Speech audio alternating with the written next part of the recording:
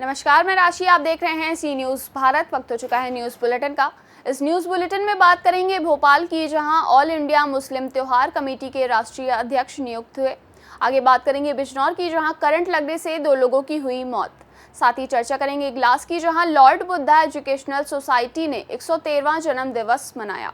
ऐसी तमाम खबरों पर करेंगे विस्तार से चर्चा। महाराजगंज बाजार से नेवाडिया घाट होते हुए मिर्जापुर जनपद में जाने वाला मार्ग, 2 जनपद को जोड़ने वाला ये मार्ग जो पूरी तरह से मिर्जापुर जनपद में आने वाला सड़क जर्जर हो गया है। पूरी तरह से टूट गई है रोड। नाली नहीं होने की वजह से सड़क के ऊपर कचरा जम जाने से लगभग 300 मीटर तक रोड पूरी तरह से टूट गई है। कीचड़ पानी भरा रहता है, जिसके चलते आने जाने वाले राहगीरों को काफ़ी परेशानियों का सामना करना पड़ता है। मिर्जापुर जनपद का क्षेत्र होने से रोड की मरम्मत नहीं हो पाती। अधिकारियों से लेकर शासन का आदेश यहां हवाई साबित हो रहा है। ग्रामीणों में बरसाती यादव, बधाई प्रजापति, सुभाष सिंह, दिनेश, संजय, अन्य लोगों ने सड़क बनवाने की शासन प्रशासन से मांग की है। बताइए क्या है मांग? हमारी मांग ये है सर कि जो यहाँ की रोड है जाने के लिए, ये 2 जिलों में मिलाती है। क्या है कि जो कि आने जाने में बहुत प्रॉब्लम होती है लोगों को। कुछ लोग जाते हैं बाइक से गिर जाते हैं। इतनी कीचड़ा हो गया इस पे रोड पे कि कितने दिनों से तो बनी नहीं है। ये तो बनना बहुत ज़रूरी है, कि यही मांग है हमारी। भदोई से सी न्यूज़ संवाददाता सुनील दुबे की रिपोर्ट। ऑल इंडिया मुस्लिम त्योहार कमेटी के राष्ट्रीय अध्यक्ष नियुक्त कर दिए गए हैं। भोपाल के मोहम्मद दानिश खान को ऑल इंडिया मुस्लिम त्योहार कमेटी का नया राष्ट्रीय अध्यक्ष चुना गया है। गौरतलब है कि औसाफ शाहमिरी खुर्रम के निधन होने से राष्ट्रीय अध्यक्ष का पद खाली हो गया था। उनके निधन के बाद मोहम्मद दानिश खान को ऑल इंडिया मुस्लिम त्योहार कमेटी का राष्ट्रीय अध्यक्ष नियुक्त किया गया है। उन्होंने मीडिया से बात करते हुए बताया कि कमेटी का मकसद सिर्फ त्योहारों तक ही सीमित रहना नहीं है, बल्कि मुस्लिम समाज के युवा वर्ग को सामाजिक और धार्मिक कार्यक्रमों में जोड़ना है। मुस्लिम त्योहार कमेटी ने अपनी राष्ट्रीय कार्यकारिणी के साथ प्रदेश स्तर के कुछ पदाधिकारियों को भी नियुक्त किया है। कमेटी के संरक्षक शमशुल हसन हैं। मेरा नाम मोहम्मद दानिश खान है और शहर के गणमान्य नागरिकों के आशीर्वाद से मुझे ये दायित्व सौंपा गया है और ऑल इंडिया मुस्लिम त्यौहार कमेटी का राष्ट्रीय अध्यक्ष बनने के लिए जो मुझे प्रेरणा दी मेरे बड़े भाई आदरणीय शमशुल हसन साहब ने दी। हमारी पहली प्राथमिकता ये रहेगी कि ऑल इंडिया मुस्लिम त्यौहार कमेटी अब केवल त्योहारों तक सीमित ना रहे, बल्कि ये समाज सेवा के क्षेत्र में भी अग्रसर हो और जो समाज में कुरीतियां हैं, ये समाज के मौलिक मुद्दे हैं या जो समाज के ज्वलनशील मुद्दे हैं, इनको निरंतर उठाकर और समाज के हक में जो भी कार्य हम कर सकते हैं, अच्छा कार्य कर सकते हैं, वही हमारी पहली प्राथमिकता रहेगी।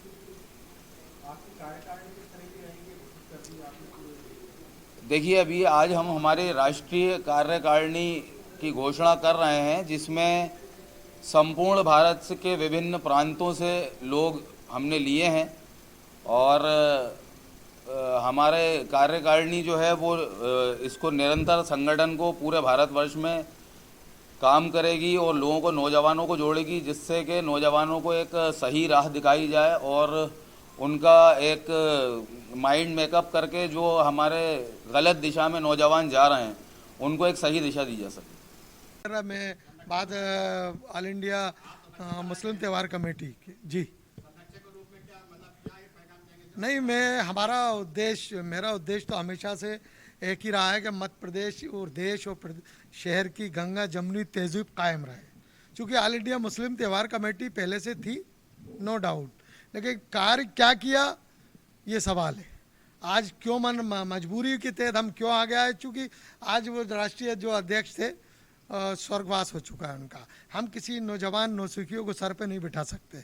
हमें चाहिए नौजवानी चाहिए, पढ़ा लिखा हो, काबिल हो, जो हमारे बीच में ताकत से, शिद्दत से काम कर सके।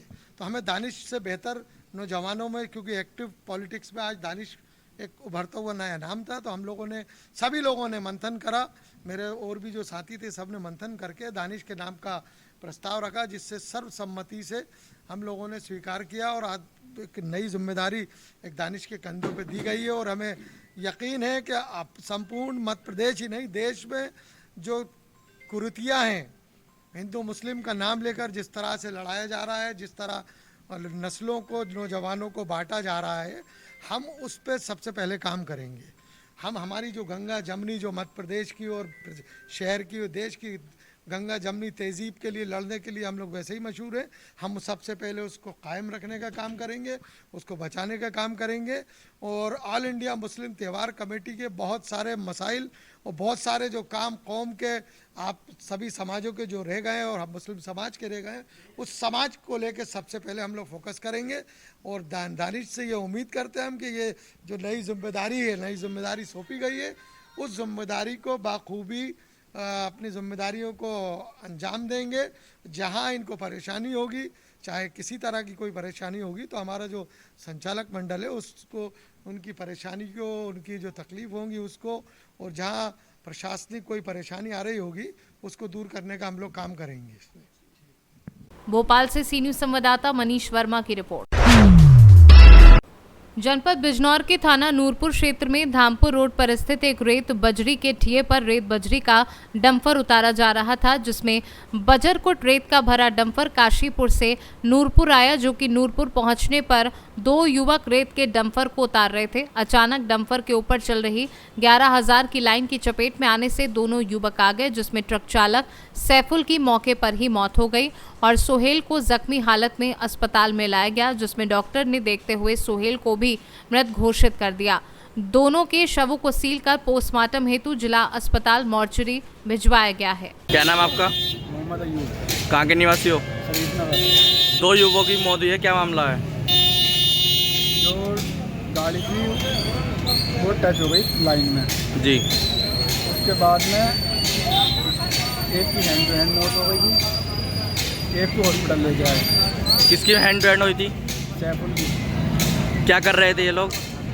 ये गाड़ी में बैठे थे, ऊपर तार टच हो गया, सैफुल की मौके पर मौत हो गई और जो सोहेल था उसकी हॉस्पिटल में गई। किस चीज़ की गाड़ी थी, मतलब क्या कर रहे थे ये लोग?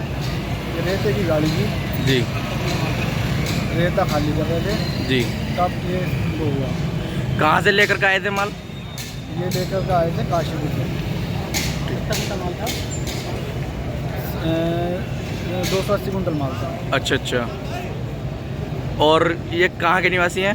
ये शरीफ नगर ठाकुर। बिजनौर से सी न्यूज संवाददाता सलीम हाशमी के साथ अजमल अंसारी की रिपोर्ट। इगलास क्षेत्र के गांव उसरपुर तारापुर में पेरियार ललई सिंह यादव का 133वां जन्मदिवस बड़े ही धूमधाम से मनाया गया। वक्ताओं ने उनके जीवन पर प्रकाश डालते हुए अपने विचार व्यक्त किए। लॉर्ड बुद्धा एजुकेशनल सोसाइटी द्वारा इगलास क्षेत्र के गांव उसरपुर तारापुर में पेरियार ललई सिंह यादव का 113वां जन्मदिवस कार्यक्रम की शुरुआत पेरियार ललई सिंह यादव जी के चित्र पर पुष्प अर्पित करके की गई। इसके बाद वक्ताओं द्वारा ललई सिंह यादव के जीवन पर प्रकाश डाला गया, जिसमें डीएल गौतम ने बताया कि ललई सिंह यादव का जन्म 1 सितंबर 1911 को कानपुर जिले के कुठारा गांव में एक किसान परिवार में हुआ था। उनके जीवन पर बाबा साहब अम्बेडकर और तथागत बुद्ध का बहुत बड़ा प्रभाव था।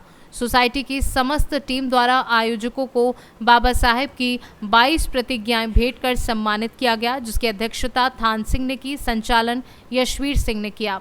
इस मौके पर अरुण कुमार, रामचरण, मोजीराम डीलर, वीरी सिंह, ओम प्रकाश और अन्य सहयोगियों के साथ साथ समस्त ग्रामवासी मौजूद रहे।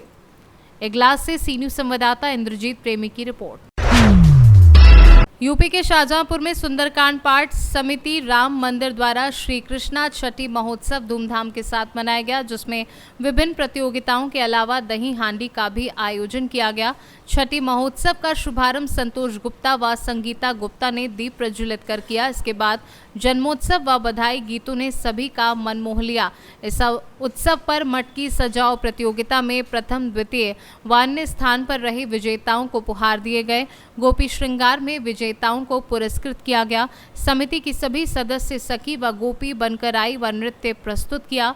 राधा और कृष्ण के स्वरूप में सिद्धि और समृद्धि ने सभी का मन मोह लिया। अंत में दही हांडी के साथ कार्यक्रम संपन्न हुआ। आरती व प्रसाद वितरण किया गया। कार्यक्रम में संतोष गुप्ता, संगीता गुप्ता, राम गुप्ता आदि लोगों का योगदान रहा। शाहजहांपुर से सी न्यूज संवाददाता मोहम्मद शान की रिपोर्ट। फिलहाल के लिए इस बुलेटिन में बस इतना ही। देश दुनिया की तमाम खबरों के लिए आप देखते रहिए सी न्यूज़ भारत।